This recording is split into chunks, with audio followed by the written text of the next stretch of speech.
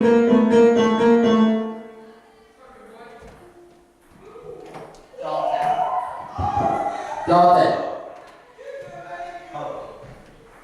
What time is it on your phone? 6:55. You don't have to use the mic. Hmm? You don't have to use the mic. Oh. Hang on a second, I'm gonna turn this phone and accent.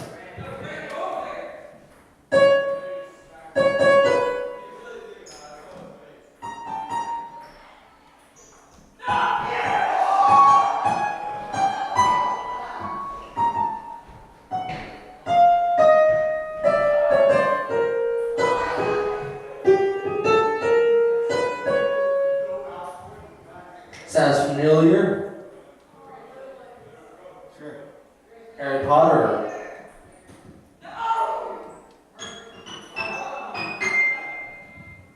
Still one of my favorite things.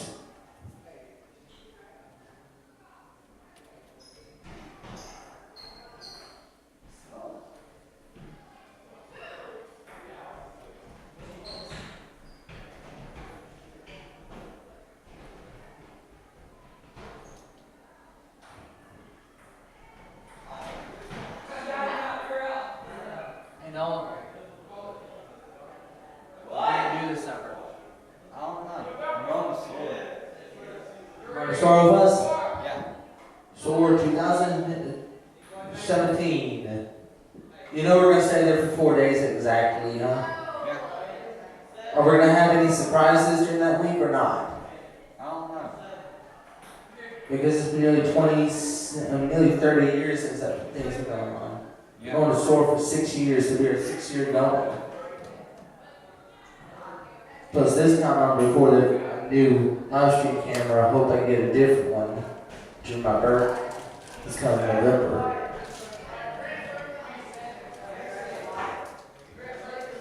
And I hope so too.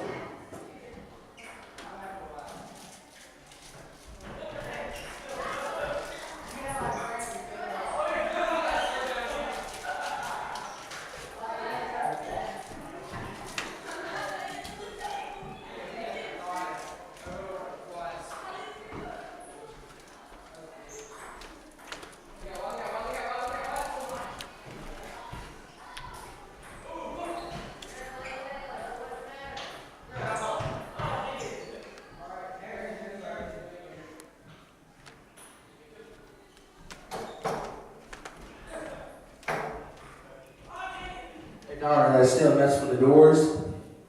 Yeah. Seems like they don't want to stop. 2 minutes until everything starts. Hey Russell. Hey, man. 2 minutes until everything starts. Minus 2 minutes. Okay.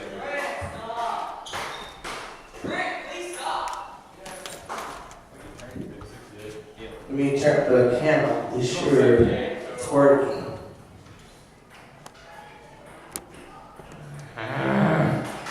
Give me a minute.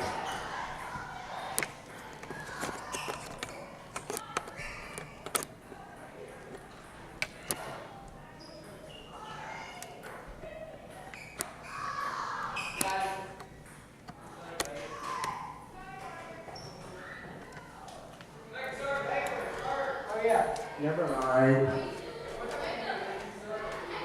Come on, everyone. Dive starts in about 1.5 minutes. Just Dalton and me are the only ones in here.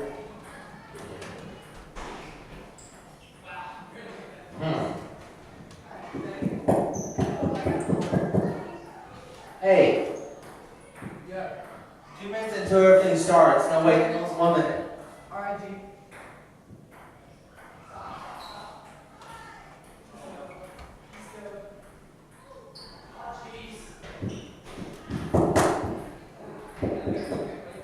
Huh. People always put these ping pongs somewhere else. Hey.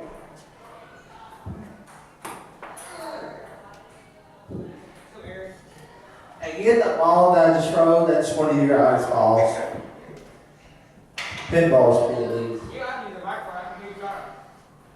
For my camera, I can't get pick up the noise. I just said that the mic on my camera can't pick up noise very well when people are talking. I mean, like, put the others in there, and that's where they belong. Yeah, why not? Hang on to that, and that'd be perfect. Will they get mad if I let it be in it? They won't. Are you one of the sixth graders from Warren? One of the sixth graders from Warren? I'm an 8th grader. Nice. Yeah. No, they won't get mad on you complaining if you don't actually say something. Everything's starting. You in charge this today, Aaron? What? You in charge today? I'm just saying here. This is the only microphone that I can hear at.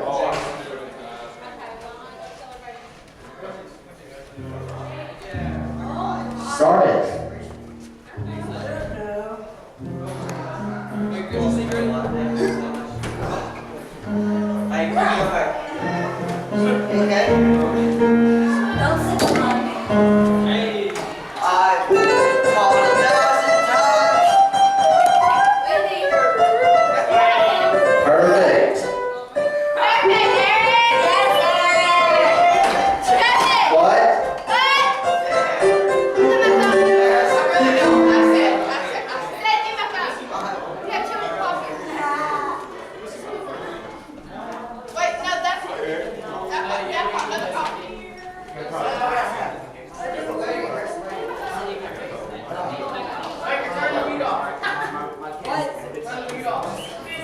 No. Keeping it off.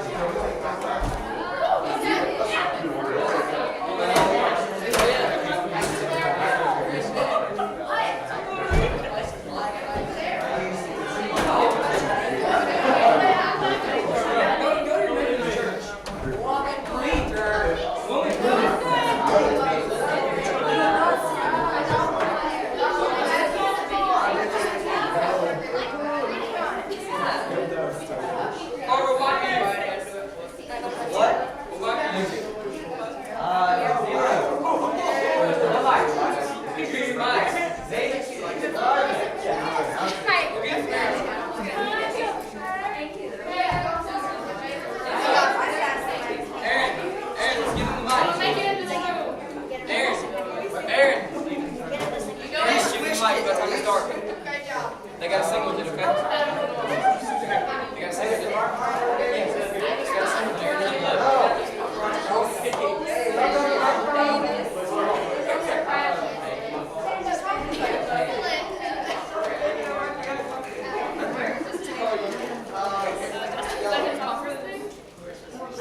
Go, go. Let's get in the mic, Aaron. Let's get in the mic. It's time to start. You want to come on or someone else?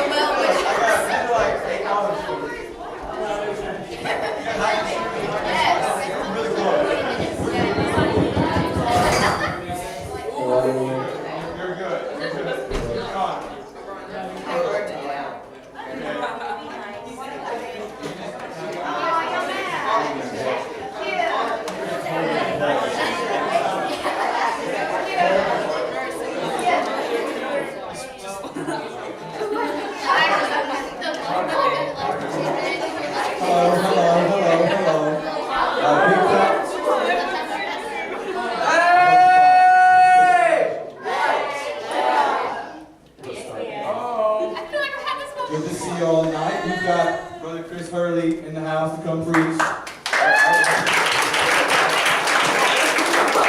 have a huge crowd for him tonight, so it's good to see the rain didn't affect anything or anything. But you understand. Anyways, we're gonna stand up, sing a couple songs. Anybody have any prayer requests? Prayer requests, prayer requests. How about praises? Oh, what you got, Jay John? Be here, man. Just be here. Put that right there. I know this is it's okay. Okay, well, we're gonna get started. We're just gonna take. What you got? Jimmy Scarlett is doing the stuff to genetics test. Got it. Anybody else? Alright, well, we're gonna get started with a word of prayer, and we're gonna sing a couple songs, and then Brother Chris is gonna come and bring the word for us tonight.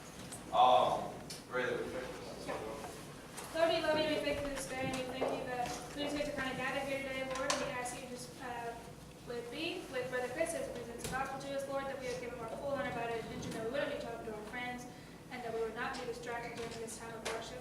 We love you, and it's your name we pray. Amen.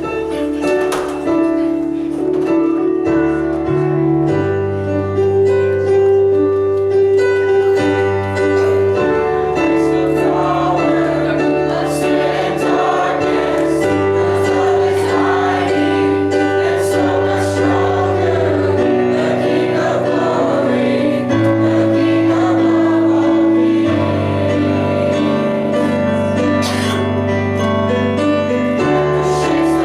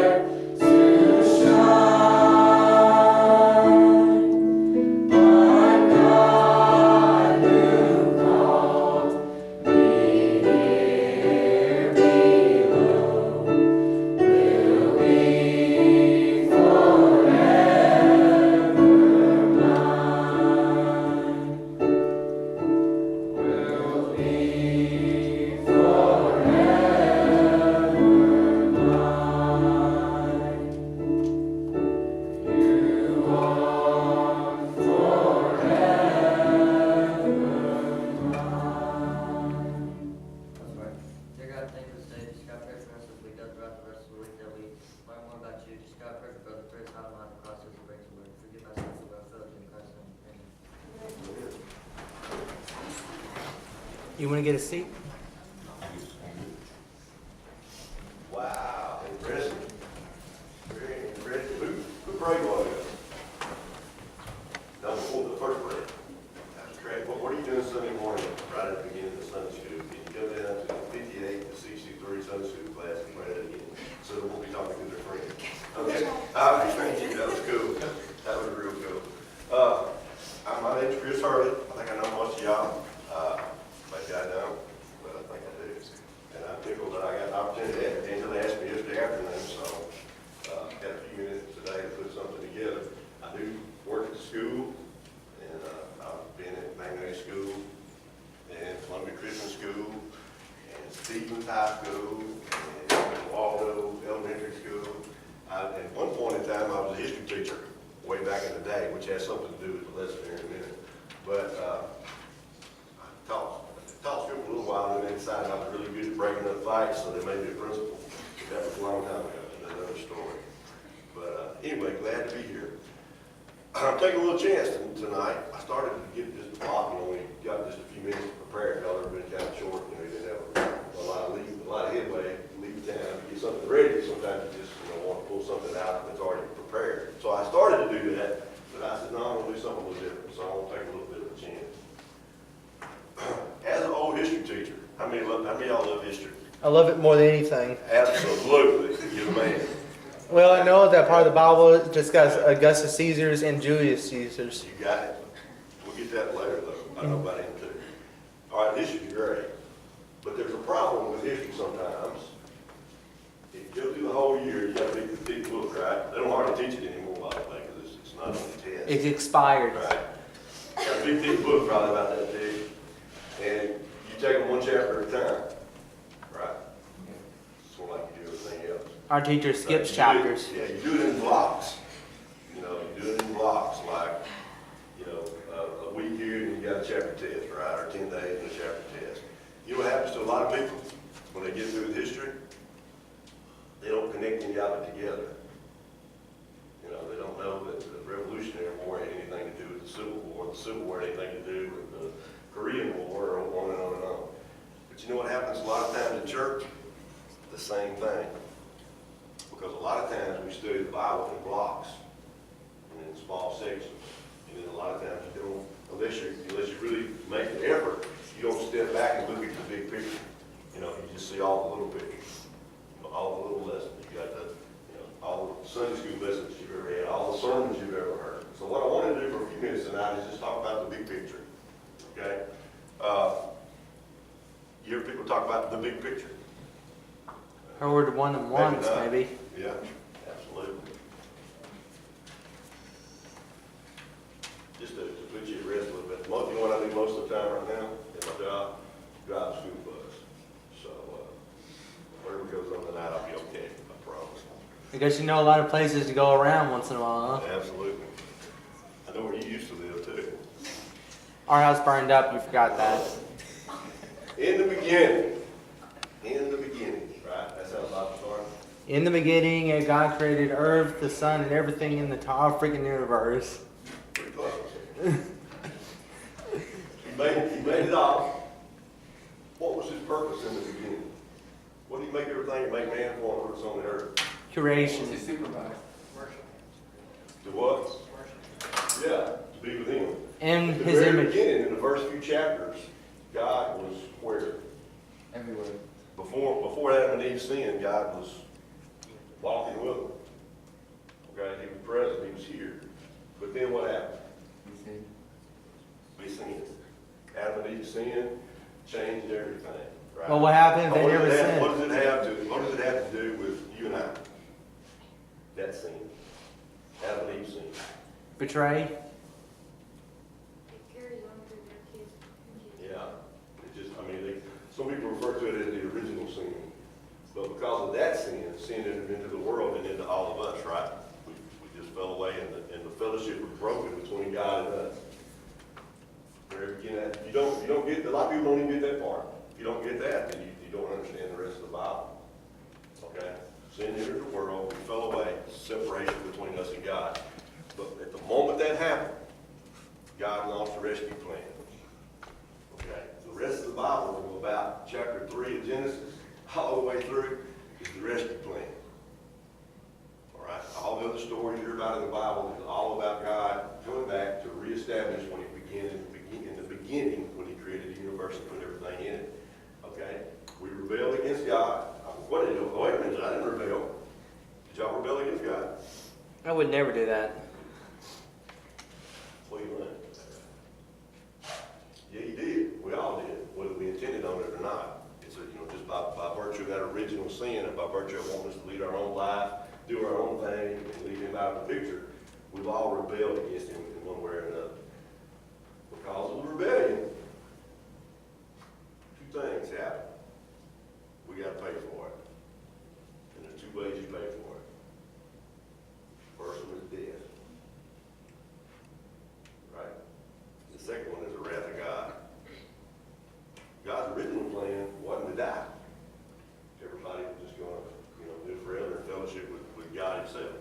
But because of sin entered in the world, there has to be punishment for that. There's two parts of that. That's death and then wrath. Okay? A lot of people that are probably not even in here tonight, some of them may be friends of mine, maybe friends of yours, they get the first part. They know everybody dies. There's not too many people that are going to argue with that, argue that point with you. Everybody dies. But what's the second part, the wrath of God? Besides just dying. It would be nice, a lot of people think it would be nice if we just died. How about mercy? The wrath of God is hell itself. You got to pay for the sin, right? All right, rescue plan gets launched. God chooses a people. Going through the next part of the Bible, we go think about Genesis, Exodus, and going through the rest of the beginning part of the Old Testament. He chooses somebody. He picks out a group of people in the world. What group does He pick out? The Israelites, the Jewish people. He names them as His people. Right? He tells them at the beginning in the promise that through you, I'm going to launch a rescue plan and save everybody else. All right. He picks out the Jewish people. He says, you go back to Genesis chapter 3, he talks about the serpent, the head of the Savior crushing the head of the serpent, all that stuff. The plan is launched at the beginning. Okay? What happened to Israel? Now you're talking about most of the rest of the Old Testament, huh? They're enslaved. Yeah.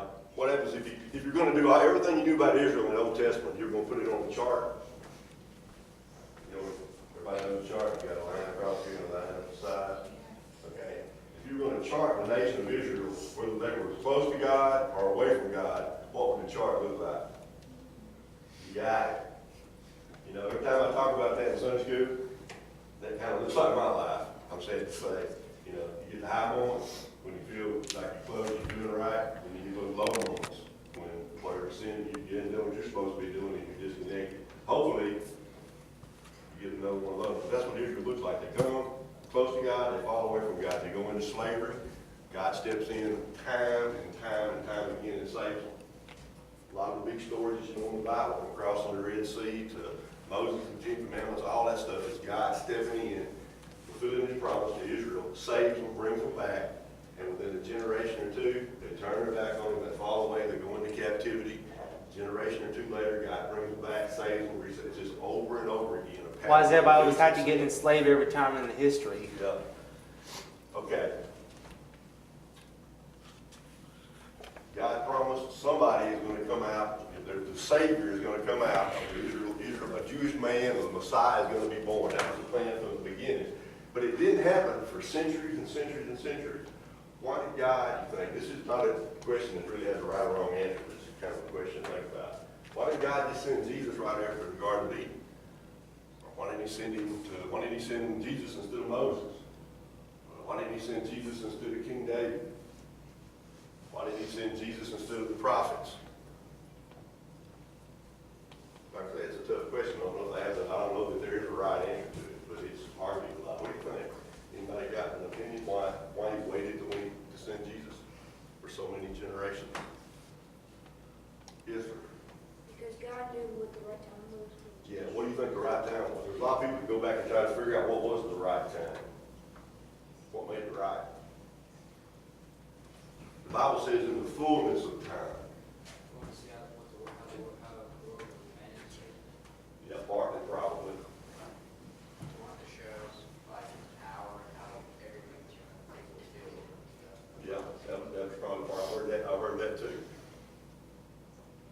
everybody would know who Jesus was. What empire was ruling the earth at the time Jesus? Roman. The Roman Empire. Anybody remember anything outside of the Bible about the Roman Empire? What were they known for? Greek Several things. mythology. They were those were the Greeks. They were one of the most advanced empires in the world. The main thing they did was build roads everywhere. Okay, we even call it the Roman road. That's where it kind of comes from. When you talk about giving somebody your testimony down the Roman road. They built roads and aqueducts. You go back and read your history book. They were connecting all their cities together. You could go. It was the first time in the history of the world that you could travel from country to country and city to city. What was known in the world back then. That's pre-Christopher Columbus, right? So what did that have to do with Jesus coming over there? Yeah, the word was able to spread. You know, for the first time in history. Now that's not really a biblical answer, but when you step back and look at why God must have waited, why He chose that time, that's a lot of people that study the Bible think that may have been one of the reasons. Because at that particular point in time, Jesus could travel. He didn't travel. He traveled a good bit, but it still wasn't the known world. But the apostles right after that, they go everywhere. Right, and they were able to do so because transportation and stuff was ready. So that's part of why God waited until when he waited to send Jesus.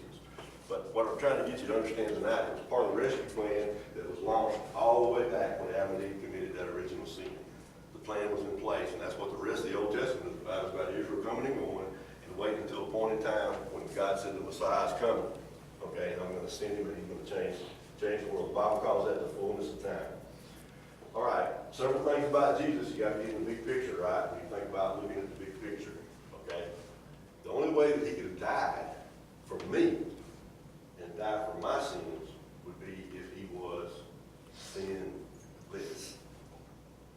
That's a deal that people still get caught up on. They don't want to follow through with Jesus living a sinless life. He lived the life that Adam was intended to live at the beginning. And God created Adam and Eve this way he wanted it to be. They couldn't do it, they fell short. So God had to come himself, right? So that's a little bit deeper topic there, but I think some of y'all get that. All right, he perfectly obeyed the law. There was no thought in his mind, no action that he ever took that violated any of God's law whatsoever.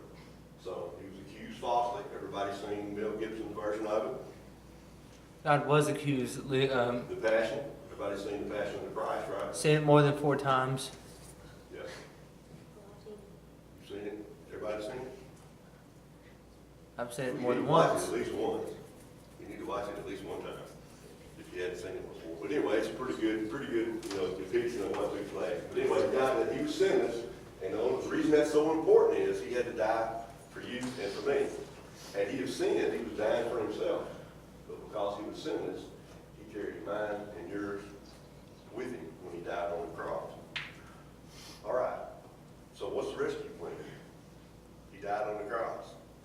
I didn't get rescued. You gotta wait 3 days, right? What happened in 3 days? Resurrection. Huh? Resurrection. Resurrection, exactly right. Gotta stop and talk about that for a minute because it's been a big topic here lately. Somebody just the other day, if you're watching the news, they got this thing they say is the Shroud of Turin. Anybody seen the Shroud of Turin? Never heard of that. Okay, they used to say it was a burial cloth that they put over Jesus when they laid him in the tomb. If you've ever seen it, look it up, Google it sometime to get home, and you'll see it's got an imprint of a person's face on it because it was like the dirt and the dust that imprinted on the Shroud of Turin. I don't think it's really the burial cloth of Jesus, but some people do. Now they're trying to do a DNA test on it. They're doing a forensic test like you would on Criminal Minds or something off a little piece of the Shroud of Turin. Because they have Jesus' DNA. That's what they're hoping to find. Why? You think that's Christians or you think that's non-Christians wanting to find Jesus' DNA? They're doing false information. Maybe bored. Like I just said, false information. The point we're trying to talk about is the body of Jesus. What happened to the body of Jesus? Originally after 3 days. We know what happened. He did what? He rose, walked around 40 days, and then where'd he go? Back to heaven. Back to heaven. Okay. The most sought after body in the history of the world is the body of Jesus Christ. Because if you're not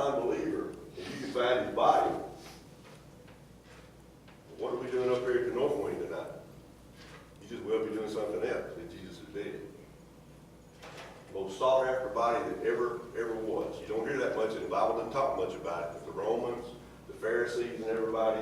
They hunted for that body. You know, it was the biggest manhunt, you know, corpse hunt, habeas corpus, as they say in legal terms today in the history of the world. Because if they'd have found his body, then you prove it all wrong. There is no Savior, there is no Bible, there is no God, and all that other stuff. So the DNA thing comes in too. Because they think if they get his DNA, then they'll show that he was just a person, another human. I would like for them to find it. You know, everybody knows, most of the property by now, what DNA looks like when they show it in your textbook. What's it look like? Spiral. It's like a ladder, spiral ladder. You mean like genetics? One side from your mama, the other side from your daddy. I wonder what Jesus would look like. Who was his daddy? What's up with that? What really be cool is they did find it. If they did find it, they looked at it, it was just half a ladder. And go play for the Praise root. the Lord. That'd be great, man. But I'll be saying all over there too. It was just half a ladder going up. Do what? What's up normal, what's up close? Yeah, that might be true too. Absolutely. She said it would glow, and on one side it would be glowing with the glory of God. Bottom line for y'all and for us, he's looking at the big picture of the Bible. You got to believe those things. He died to see. He was sinless. He died a death he didn't deserve. And carried my sins with him to the cross, and was raised again in 3 days. He walked around talking to people. The case for Christ, Brother Brent's mentioned it a few times in his sermons. You know, hundreds of people saw him, interacted with him, and in about 40 days he ascended back to heaven to be at the right hand of the Father, waiting to return again. That's the plan. Okay? So what happens in the rest of the New Testament? We're going through the Bible. We got the Old Testament in the beginning. We got the nation of Israel. We got the prophets. We got King David. We got all that stuff. We're working up to the birth of Jesus. And birth, 10 death, Commandments. the burial, and the resurrection. Okay? We work our way all the way up to there. Now, why would the Bible just stop there? That would be Matthew, Mark, Luke, and John, and be done with it. Yes, sir. What's that? Apostles. For what? To see if they would spread, like to see the If all that happened, reaction of everybody. how are you going to find out about it? If God sent the rescue plan and it went happened just like He says in the Bible, how do you find out about it in Granbury, Arkansas? You look around now, why is the church here? Why are we even here? What's the word had to get spread. Yes, sir. After Jesus rose from the third day, he told his disciples to go spread the word. Yeah. The disciples spread the word and started giving big. And what did they start all over the Middle East? What did they start? They preached the word. What? They started the whole story. The churches, right? They started building. The rest of the Bible is about that. Okay? And that's why you and I are even here today, because somebody cared enough to get that going and get churches started for us and for you and I. All right? The last part of the Bible is what? Revelation. What does that tell us? The ultimate doom. He's coming back. Just like he came the first time, he's coming back the second time. Brother Brent's been preaching a little bit of that. You've been paying attention. And a little bit of it in Sunday school too. All right, I got y'all so fired up about that, I see. I'm talking, you want to get really weird for a minute? Why not? I guess I got to take a big chance tonight. I'm 54. I always forget all that. 54, 55 after this math. My Okay. mom and dad are about 60 years old I already. just 60. figured something out. Just like last year. You know, you ever had a moment you're sitting in algebra class? Maybe this is what always happened to me in algebra. The teacher's up there teaching. You know, you're in chapter 9. Back in my day, the chalkboard, you know. You hear that chalk popping. You know, I'm lost to the goose. All right, he sends us home. We're going to do the odds. We're going to do problem 1 through 35, the odds. So I go home. You know, answers in the back of the book. But you got to show your work. So, you know, I don't know. I mean, I'm doing it. I go to the back of the book. That's wrong. That's wrong. That's wrong. Go up there the next day, same thing. 3 or 4 days like that. You know, and I'm going around. When I think about algebra, I'm like, man, I'm flunking this class. Hey, and I don't even know what this guy's talking about. And plus, it sounds like it's a little bit And then unfair. all of a sudden, if you keep working at it, you're sitting there one day and you're trying to move the X over on the other side of the equal sign. All right, and take the 3 out, mark through that, buck through that, boop, boop, boop, wait a minute. Bing! Light bulb comes on. You ever had that moment? They call that the aha moment. Right? And you're like, I see it! I'm gonna pass!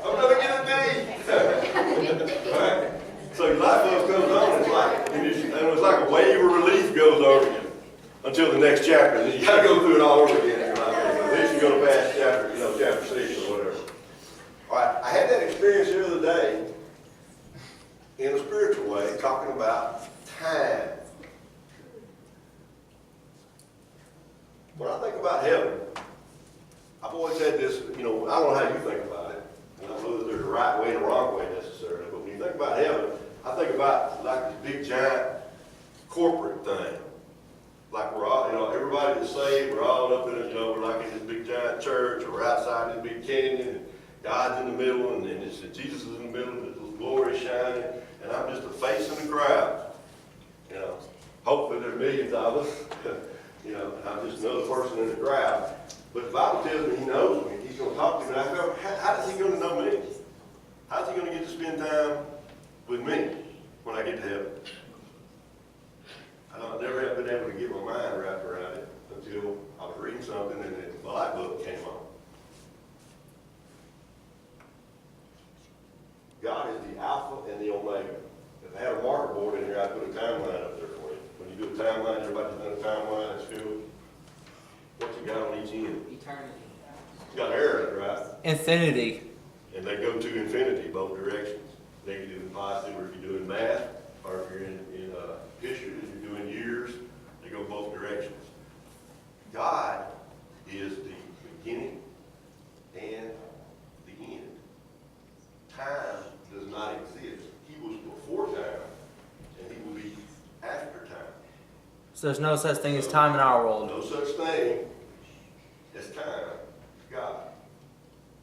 So, okay, I've known that before, but I've never really, kind of like that algebra problem. I've never really followed that through and kind of kept working with it until I read this book. When you take time away,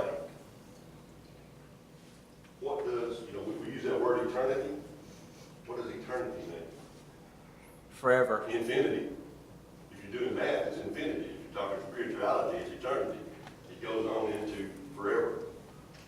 Right? But does that mean there'll be a Monday, Tuesday, Wednesday, Thursday, Friday? No. Everywhere, and you just keep going on and you start over again like we're doing now? No. Probably not. Because God doesn't operate on time.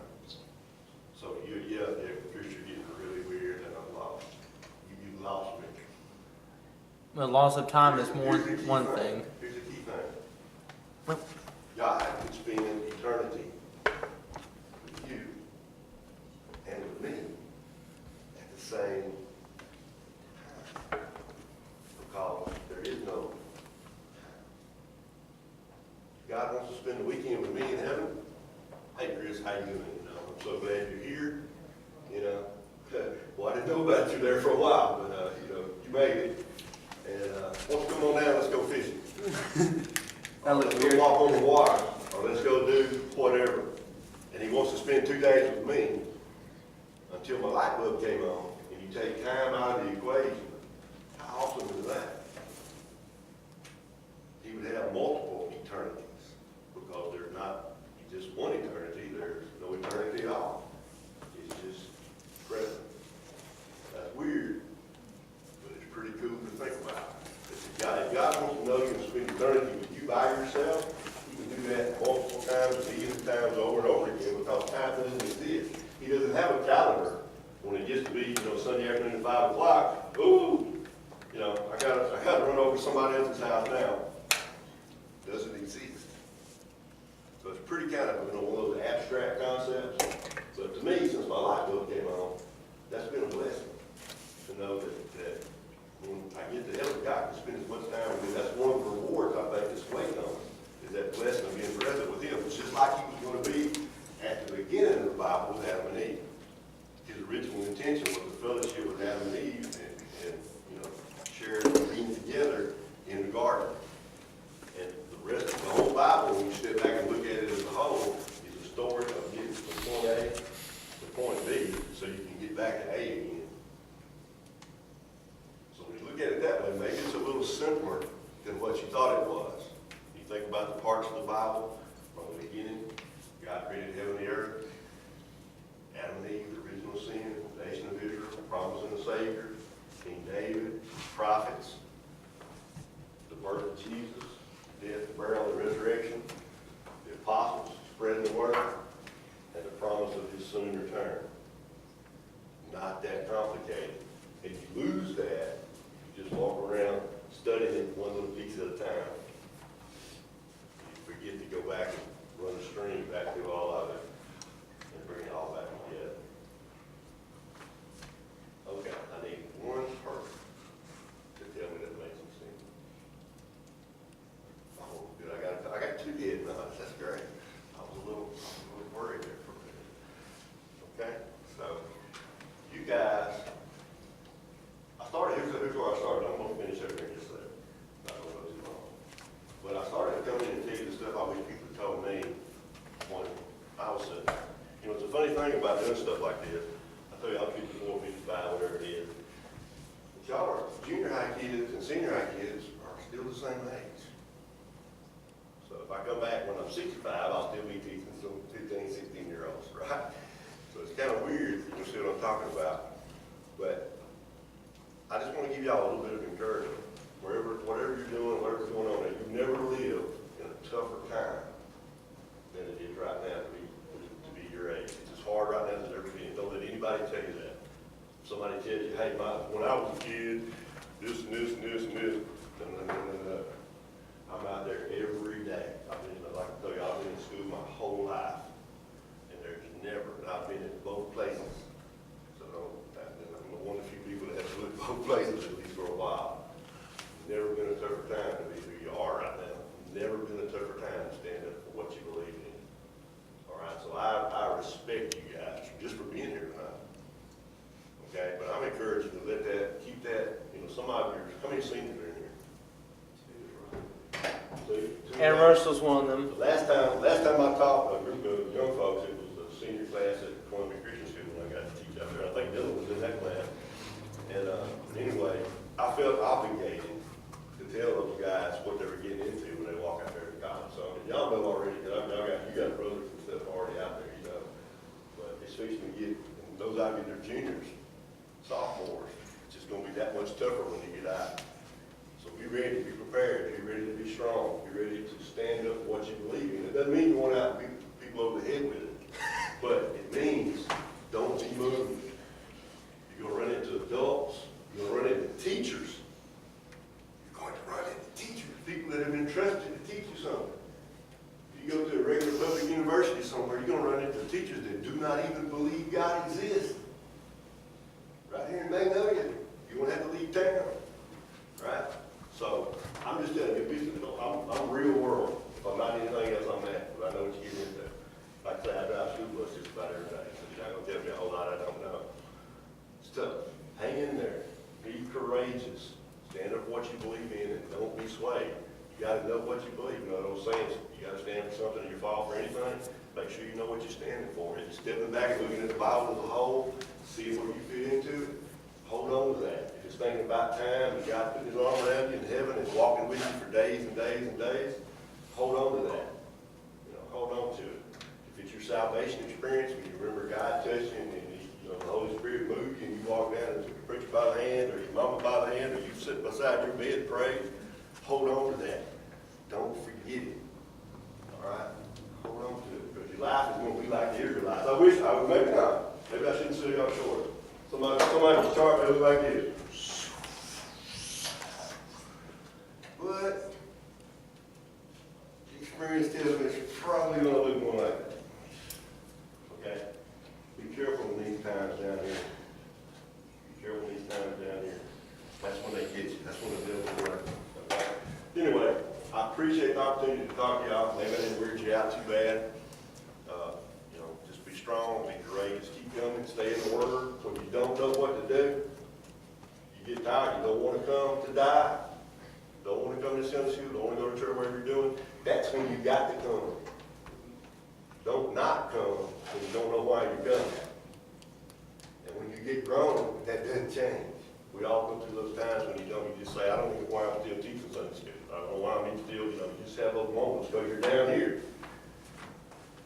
You're down at the bottom, that's when you got to keep doing, putting one foot in front of the other, stay strong, and you make it through the other side. Okay?